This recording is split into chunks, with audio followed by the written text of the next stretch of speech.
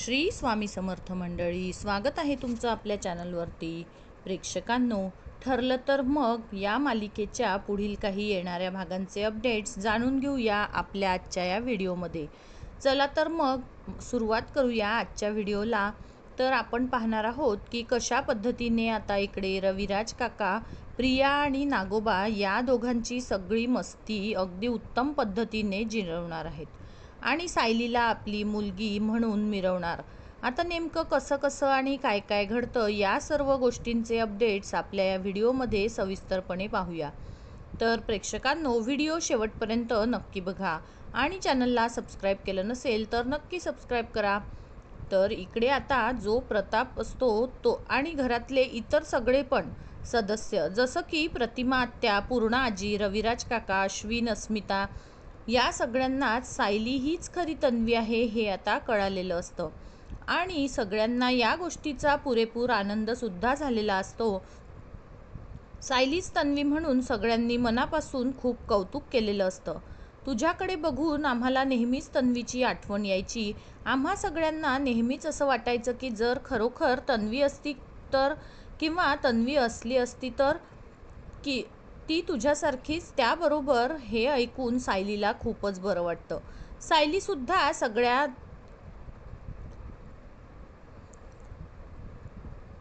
घरच्यांना मिठी मारते आणि म्हणत असते की खरंच मला सुद्धा नेहमी असं वाटायचं की मी या घरची सून आहे, पण त्याऐवजी जर का मी या घरची लेक असते तर किती बरं झालं असतं. पण शेवटी नियतीने माझ्या मनातली इच्छा पूर्ण केली आणि मला या घरची मुलगी बनवलं. आता माझ्या इतकं भाग्यवान कोणीच नाही. माझ्याकडे 2-2 माहेर आहेत आणि त्याशिवाय एवढं उत्तम सासर आहे की ज्यांनी मला माहेर नाही आहे हे माहिती असलेल्या क्षणापासून मला माहेरची उणीवसुद्धा भासू दिली नव्हती. तर दुसऱ्या बाजूला आता जे मधुभाऊ असतात ते सुद्धा शुद्धीवर आलेले असतात आणि ते उठून बसतात आणि आता त्यांनी सुद्धा सायली हीच खरी तन्वी असल्याचं जे गुपित असतं ते सगळ्यांना सांगून टाकलेलं असतं आणि त्यांनी हेही सांगितलेलं असतं की जो नागराज आहे त्याने रंगपंचमीच्या दिवशी मधुभाऊंवरती हल्ला केला आणि त्याने हल्ला केल्यामुळे मग मधुभाऊंना बाहेर जाऊन सगळ्यांना सत्य सांगता आलं नव्हतं. तर आता हे सगळं सत्य कळाल्यावर प्रतिमा हिला तर खूपच राग आलेला असतो. प्रतिमा आत्या म्हणत असते की खरोखर शत्रूला सुद्धा असा नातेवाईक भेटू नये असे नागराज भाऊजी आहेत आपले. ते वागलेले आहेत, खूपच वाईट वागलेले आहेत, पण आता काहीही आणि कितीही असलं तरी सगळं मागे सोडून आपल्याला आपली तन्वी परत मिळाली. या एका गोष्टीचं सुख, या एका गोष्टीचा आनंद आपण साजरा करायला हवा. त्याबरोबर मग आता कुसुमताई सुद्धा म्हणते, हो अगदी बरोबर बोलताय तुम्ही प्रतिमाताई. अहो तुम्हाला माहीत नाही आहे, सायलीला तुम्ही सगळेजण तिच्या आयुष्यात कायमच हवे होतात. अहो माझं कुटुंब नाही आहे या विचाराने सायली बिचारी आमची नेहमीच कोलमडून पडायची, पण आज खरोखर खऱ्या अर्थाने तिला तिचं सारं कुटुंब परत मिळाल्यामुळे ती सुद्धा मनापासून खूप म्हणजे खूपच खुश आहे आणि आम्ही सुद्धा सगळेजण खूपच खुश आहोत. आमच्या सायलीला एवढं चांगलं, एवढं भडक भक्कम, एवढं मोठं कुटुंब आहे हे बघून सायलीचं सासर हे चांगलं होतंच. सुभेदारांनी कायमच तिला समजून घेतलं, सांभाळून घेतलं, पण आता तेच तिचे खरे कुटुंबीय आहे हे बघून आणखीन आनंद होतोय आम्हा सगळ्यांना.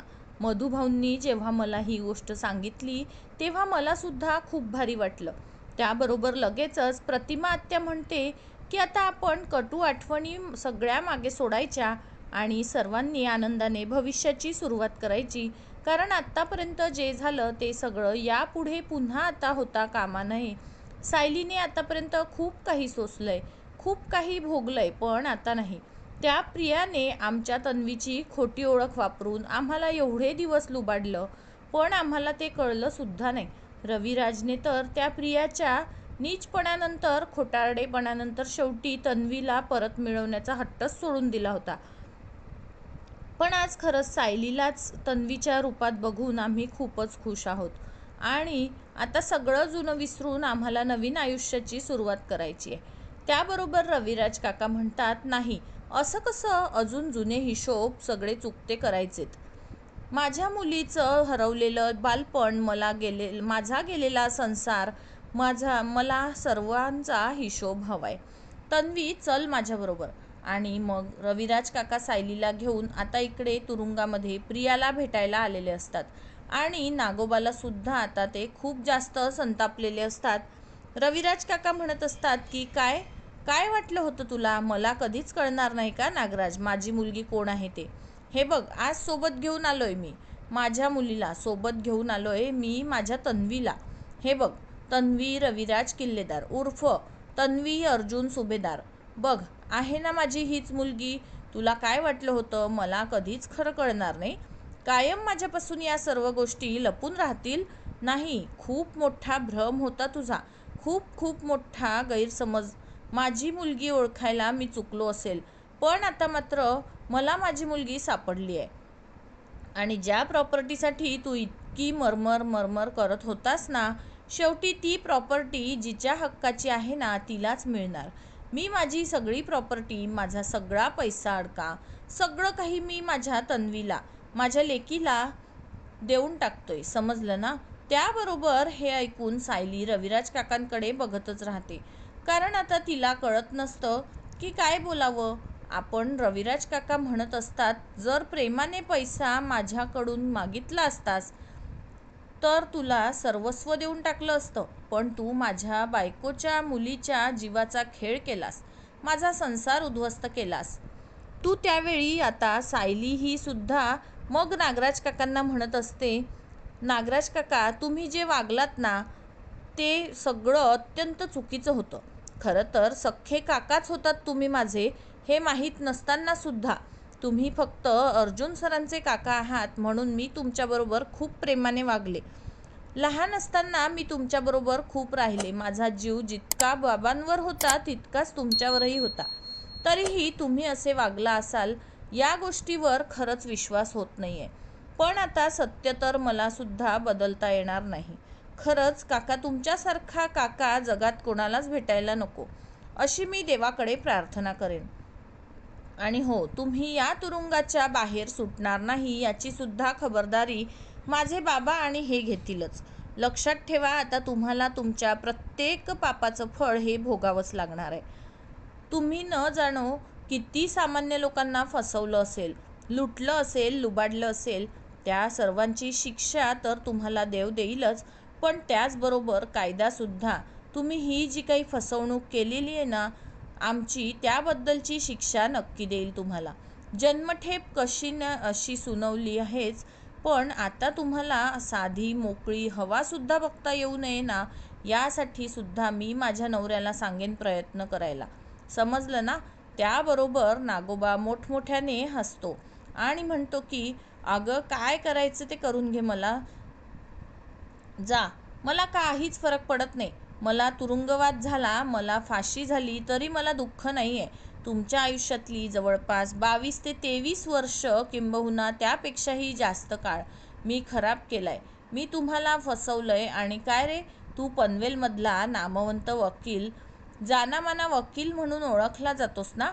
तुला स्वतःला तुझा सख्खा भाऊ तुझी फसवणूक करतोय ही इतकी साधी गोष्ट कळली नाही? कसला रे तू एवढा मोठा वकील? कसला रे तू एवढा जानामाना वकील आहेस? काय केस लढतोस तू? जर तुला स्वतःच्या घरातलं पॉलिटिक्स कळत नाही, काय केस खेळतोस तू? जर तुला स्वतःच्या घरातल्या माणसांची मनं वाचता येत नाही, काय काय हुशार आहेस तू? कशात हुशार आहेस तू? फक्त 4 बुकं वाचली म्हणजे झालं असं नाही. मला सगळ्यांची दुखती नस कायम माहीत होती. तुझी दुखती नस तुझी बायको आणि ही तुझी मुलगी होती. जेव्हा तुझ्या बायकोला आणि तुझ्या मुलीला मी मारून टाकण्याचा प्लॅन केला, मला वाटलं होतं की किमान तेव्हा तरी तू वेडा होशील आणि माझ्या नावावर सगळी प्रॉपर्टी करशील. पण कसलं काय आणि फाटक्यात पाय. तू प्रॉपर्टी दूर करणंच राहिलं, उलट तू तुझ्या त्या मूर्ख मुलीला आणि बायकोला शोधत फिरू लागलास. आणि त्यामुळे मग माझं डोकं आणखीनच चवताळलंय. कारण मला सतत असं वाटायचं की हे सगळं माझं आहे आणि हे लवकरच माझ्या ताब्यात येणार आहे, समजलं ना? त्याबरोबर आता रविराज काकांचं BP हाय झालेलं असतं. हे सगळं बोलताना त्यावेळी सायली लगेचच रविराज काकांना म्हणते, बाबा प्लीज प्लीज तुम्ही शांत व्हा. काय चाललंय तुमचं? अहो या नागराज काकांसाठी तुम्ही स्वतःला उगाचच्या उगाच त्रास करून नका घेऊ. अहो लायकी नाही आहे बाबा यांची की तुम्ही यांच्यासाठी इतका स्वतःला मनस्ताप करून घ्यावा. अहो कशासाठी करताय हे सगळं? तुम्हाला काय वाटतं बाबा? हे सगळं तुम्ही जे करताय त्यामुळे यांना पश्चाताप होईल? नाही बाबा, यांना कधीच पश्चाताप होणार नाही आहे. उलट ही लोकं आहेत ना, आणखीन आणखीन गोष्टी पुढे वाढवत जाणारी आहेत. या लोकांना कितीही शिक्षा दिली ना आपण, तरी यांना काहीच फरक पडणार नाही आहे. त्यानंतर रविराज काका आणि सायली प्रियाला भेटायला आलेले असतात. तर आता प्रियाकडे येऊन सुद्धा रविराज काका प्रियाला सुनावतात, ही बघ माझी खरी मुलगी, असं सायलीला दाखवून म्हणतात. त्यावेळी आता प्रिया ड्रामा सुरू करते आणि म्हणत असते की मला माहिती आहे मी तुमच्याशी वाईट वागले, चुकीचं वागले, पण आता मिळाली ना तुम्हाला तुमची खरी लेक, खरी मुलगी मिळाली ना, मग द्या ना आता मला सोडून इकडनं. हे बघा मी गरोदर आहे, माझ्या बाळाचा विचार करा. तुम्हाला एवढ्या वर्षानंतर तुमची मुलगी भेटली तर इतकं समाधान वाटतंय. जर मला जेलमध्ये ठेवलं तर मला माझ्या मुलाबरोबर राहता येणार नाही, मला त्याचं संगोपन करता येणार नाही आणि सगळ्यात महत्त्वाचं म्हणजे त्याला सगळी लोक सुनावतील, बोलतील, हिणवतील की तू एका खुनी बाईचा मुलगा आहेस किंवा तू एखाद्या खोटारड्या बाईचा मुलगा आहेस आणि हे सगळं मला नकोय. बघा बघा रविराज काका, आज तुमची लेक तुमच्यासोबत आहे, मग माझं सुद्धा मूल मला जवळ असावं असं तुम्हाला वाटत नाही का? रविराज काका, मी हात जोडते, तुमच्यासमोर पाया पडते. मला कळतंय मी चुकली आहे, मी खूप मोठी घोर चूक पाप केलंय मी. त्या नागराजला सपोर्ट करून पण काय करू आता? मला माफ करा, सोडवा मला. या सगळ्यातनं माझ्या बाळासाठी तरी सोडवा. त्यावेळी सायली म्हणते, गप्प बस प्रिया, त्या बाळाचा आशय घेऊन उगाचच्या उगाच खोटं बोलू नकोस. अजूनही तुझ्या मनात पश्चातापांची वगैरे काहीच भावना नसणार आहे, याची खबर मला नाही आहे असं वाटतंय का तुला? तुला मला अगदी व्यवस्थित माहिती आहे की तू किती नीच, किती नालायक आणि किती खालच्या पातळीची मुलगी आहे. त्याबरोबर प्रिया म्हणते, सायली तू चुकतेस यावेळी, तू मला ओळखतच नाही आहेस. त्यावर सायली म्हणते, तुला ना मी याआधीच खूप चांगलं ओळखून ठेवलंय. अगं तू तीच आहेस ना जिने कधी कोणाचीच मदत केली नाही आणि आता मदतीची भीक मागताना लाज नाही वाटत? कोणी तुला काही मदत करणार नाही आहे. बाबा चला इकडनं. आणि मग रविराज काका आणि प्रतिमा, सायली दोघेजण तिकडनं निघतात. तर दुसऱ्या बाजूला इकडे अर्जुन जो असतो तो घरीच असतो आणि तो आता विचार करत असतो की सायली ही खरी संधी आहे. ही गोष्ट घरात तर सगळ्यांना कळली, पण काही सेलिब्रेशन झालं नाही, काही स्पेशल मोमेंट असा क्रिएट झाला नाही. असं काहीतरी केलं पाहिजे की ज्यामुळे सायलीला स्पेशल वाटेल, काहीतरी भारी वाटेल. पण सायलीला कशाने भारी वाटेल? मला तर काही आयडियाच नाही आहे. एक काम करतो, खाली जातो आणि अस्मिताईशी बोलतो, अश्विनशी बोलतो. मे बी अस्मिताई आणि अश्विन काहीतरी सांगू शकतील. मग अर्जुन अस्मिताकडे आणि अश्विनकडे येतो आणि तो त्यांना म्हणत असतो की सायली ही खरी तन्वी आहे. ही गोष्ट आपल्याला कळाली तर खरी, पण अजूनही आपण या गोष्टी रिलेटेड काहीही छान असं आपण सेलिब्रेशन केलेलंच नाही आहे. आपण फक्त सायलीचं कौतुक केलं, तिचं स्वागत केलं, पण या पलीकडे सुद्धा आपण काहीतरी सायलीसाठी केलं पाहिजे. असं काहीतरी ज्यामुळे सायलीच एवढ्या वर्षात हरवलेलं बालपण तिला पुन्हा सापडल्यासारखं वाटेल. तिला खूप उत्साह येईल आणि आनंद येईल. कुसुमताई, सुमन, कुसुमताई तुम्ही सांगा काहीतरी, अस्मिताई तू पण सांग. त्यावेळी अस्मिता आता म्हणत असते की हे बघ अर्जुन, माझ्याकडे एक भन्नाटेदार आयडिया आहे. आपण एक काम करूया, आपण असं करू शकतो, आपण तुझ्या आणि सायलीच्या बालपणीचे जे फोटो व्हिडिओ असतील ते सगळे प्ले करून मोठ्या पडद्यावरती, किंवा त्याशिवाय आपण आहे ना तुमचा लहानपणीचा भूतकाळ घडवू शकतो, पण जेणेकरून सायलीच्या जुन्या आठवणी पुन्हा एकदा नव्याने ताज्या होतील. सायलीला ताजंतवानं वाटेल, फ्री वाटेल, भारी वाटेल, हॅप्पी वाटेल एकदम असं काहीतरी. त्याबरोबर अश्विन म्हणतो की हो अर्जुन दादा, मला आता अस्मिताईचं म्हणणं अगदीच पटतंय. सायली वहिनीला प्राऊड आणि स्पेशल फील करवायचं असेल तर पहिली गोष्ट म्हणजे तिचा आश्रमाचा सोर्स, आश्रमातल्या माणसांना पुन्हा बोलवून घे घरी. आणि त्याशिवाय सायली वहिनीसाठी आनंदीपणा म्हणजे जुन्या आठवणीत, जुन्या गोष्टीत रमणे, फुलात रमणे, बागेत रमणे. मग तू तिला तसं काहीतरी गिफ्ट कर. त्याबरोबर मग लगेचच कल्पना म्हणते की हो, माझं सुद्धा मत हेच आहे, मी मुलांबरोबरच आहे. अर्जुन तू ना सायलीला काहीतरी छान असं गिफ्ट कर, मस्त सायलीला स्पेशल फील होईल. आणि तिच्याबरोबर तुम्ही लहानपणी जे जे करायचा ते सगळं करशील ना. त्याबरोबर आता अर्जुन होकारार्थी मान डोलावतो.